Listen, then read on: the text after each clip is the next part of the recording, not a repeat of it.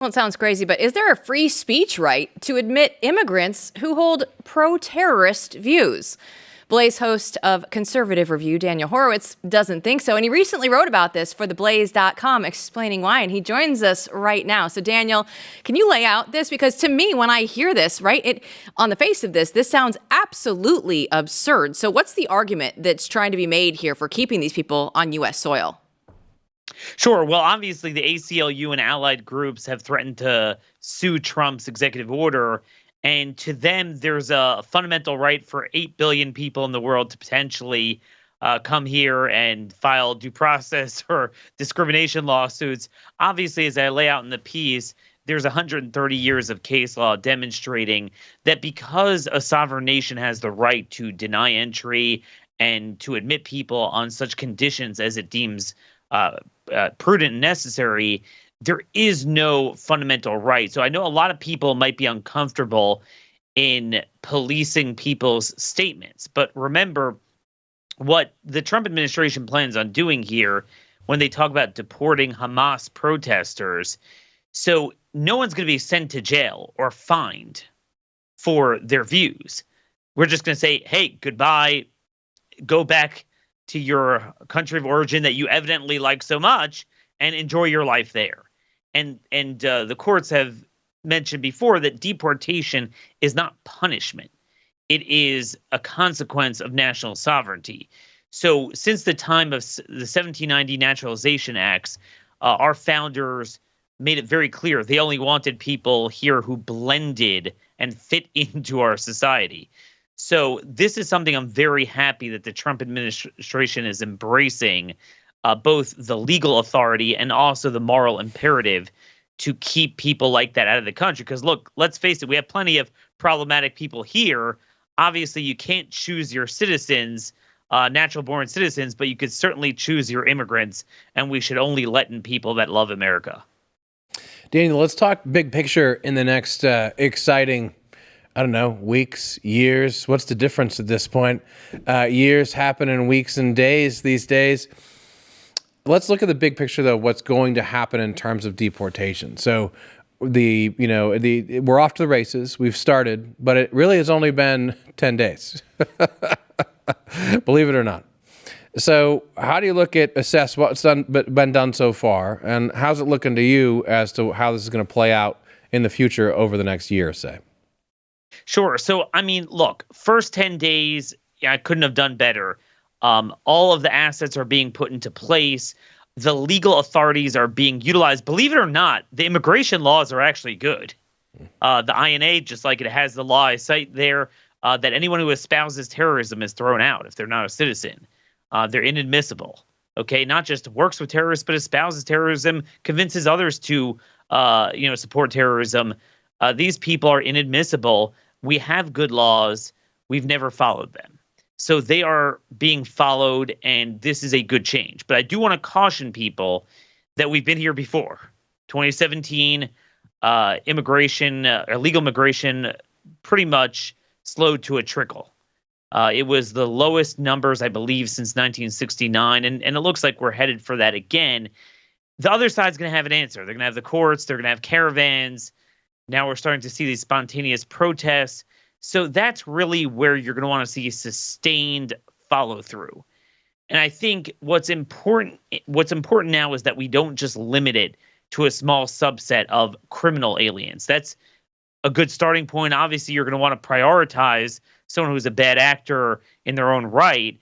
But if the left brings in 10 million people under their watch and we come in and only deport criminal aliens, this is how you have over the course of 10 to 20 years. You asked about a long-term trend where we're not winning, they're winning. So I think you're going to need to see that. And yes, you are going to have to see legal immigration reforms. A lot of this is going to require Congress, but a lot of this Trump could do at least temporarily. He could do 212F, shut off immigration from undesirable places, from places saturated with terrorism. As I note there, they should start checking social media. If any visa applicant from these countries, we've seen before that they have postings supporting Osama bin Laden and things like that. We absolutely shouldn't be letting them in. So I think we're off to a really good start. But we got to keep the momentum.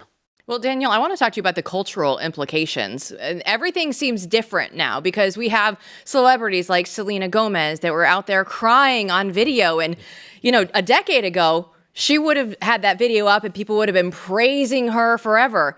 Well, she had to delete that. And now it feels like the mood of the country is in such a different place when it comes to these deportations. What have you seen? Jill, that's a trenchant observation because that's the key. I've covered this issue for 20 years since the 2006 amnesty fight under Bush, and I could tell you there has never been a case where you can't be far enough to the right like you have today. The Overton window is huge, which is why we really shouldn't just accept better than Biden or better than a typical Republican. We got to go for the glory and end illegal immigration once and for all and end, problematic legal immigration as well. We only get one shot at this. This is a once in a lifetime, mandate.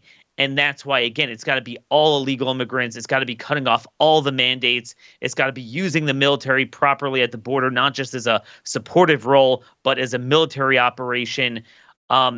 You're seeing this fight play out in Florida, where it's pretty transparent. The legislature is telling DeSantis they don't want him to get the authorities to actually work with ICE to deport every illegal. They only want to deport the ones in jail currently. That when you cut through all the rhetoric there, that's really what the fight is over. And I'm just going to warn you, Jill, we're finding this all over the place throughout the country in state legislatures. And I think it's going to reverberate in Congress, although they won't publicly admit it. Most elected Republicans only want to get rid of those that have, real juicy rap sheets. And they're not concerned about the cultural aspect, the numbers, and the other concerns. So that is something that we have to be vigilant for. Republicans sort of, receding in the background, but have they really changed their values? I'm not convinced of that, but I can tell you the people definitely want action on this, and we need to utilize the mandate to its fullest. Yeah, amen to that. I mean, the interesting thing is, Daniel, that as you say, the people have changed. The people are there. They want to see mass deportations, which is a word that could be applied to what Bill Clinton did, among others, these days. But they want to see the law followed, right? So the question is the people's will going to be implemented? Is the mandate going to be implemented? And when I think about that right now, we certainly are off to a good start, the administration, right? And we see very clear signs, as Jill is saying, that the culture has changed. I mean, these protests with the Mexican flags, and no one cares. They're looking at it going, are you kidding me? Like, how do you think anyone's going to ever agree with you? You can just sense the energy in the room is completely different. So do you think, because I'm saying this all because we all know here what is going to happen in legacy media over the course of the coming months and years, that's already begun, which is that they're going to look for the case of, a non-criminal person, family, and they're going to have their 24/7 sob stories about how these people have to leave even though they're here illegally. And in a way, that's kind of the crux of the matter that you're pointing to. It's like when there's people who know they're not criminals otherwise, they broke the law to come here, are we going to deport them? And that's where the American people go, yes, we are. We're done. And yep. The media goes, oh my gosh, this is terrible, and the sob stories start. Now in the past, right? In the past, we know who would have won that battle. What do you think is going to happen over the course of the next year? As long as we don't wait too long to fulfill the mandate, where this is still fresh in people's mind, the 10 million person invasion from Biden, people have no appetite for this. I'm just going to say the average Democrat voter, if they're not involved in politics, they're probably to the right of most Republican politicians on this. I mean, people want this done. So I think that's where the rubber is going to meet the road. Right now, again, everything he's doing is good, but from my understanding is most of the people rounded up so far were very recent arrivals under Biden. So this is really what we're going to have to see. And it's going to take state enforcement, right? There's only 6,000 ERO agents. Trump rightfully deputized HSI, DEA, marshals. So it adds more to it. But you need the states and the local because of the numbers, but also because they come into contact with them. Illegal immigration is the ultimate form of organized crime that could only persist with political protection. Okay, there's no enigma as to how to solve this. Our government, for better or for worse, tracks the hell out of us. Okay, every time we interact with them, there's no way they don't know where they are. Let me give you an example. There are some conservatives in states. There's a bill in Wyoming, in Montana, to require police at every traffic stop when they pull someone over for speeding. Well, we dig up everything on you, your rap sheet. We should know if you're here illegally. Check their immigration status. That is a simple way of filtering out, especially all these drunk drivers, of which there are many. They often drive erratically. This is how you vet them out. We're going to need states to get involved. I could tell you in Montana, we had a bill. They just watered it down from shall inquire about the immigration status to may inquire. So again, we're seeing that pushback from Republicans, but hopefully Trump's going to remain strong. I do want to say one other thing that I'm looking for Trump to do. I've heard rumors is to not just use 287G, which deputizes state enforcement for those in jail, but 1103A10, which fully deputizes them and basically makes potentially any local law enforcement agency willing to participate, makes them like Border Patrol and ICE. They could literally detain, deport, do anything. One of DeSantis's bills had a provision that if Trump were to invoke that, he is requiring his local law enforcement to join those contracts. So that's definitely something that we're going to want to do. Again, watch for that dichotomy between all illegals and just those in the jails. That's something we're going to have to look out for. All right, Daniel, our last question for you. Our good friend Steve Deace always calls you the prophet of woe and lamentation. So I want to do a pulse check with you. How are the Black Pillars doing right now? How is this going with the first few days of the Trump administration? If you have a haunted house of 20 doors where we always get killed in doors 6 and 7, what I would say is from doors 1 to 5, it couldn't be better. It's really, really very solid.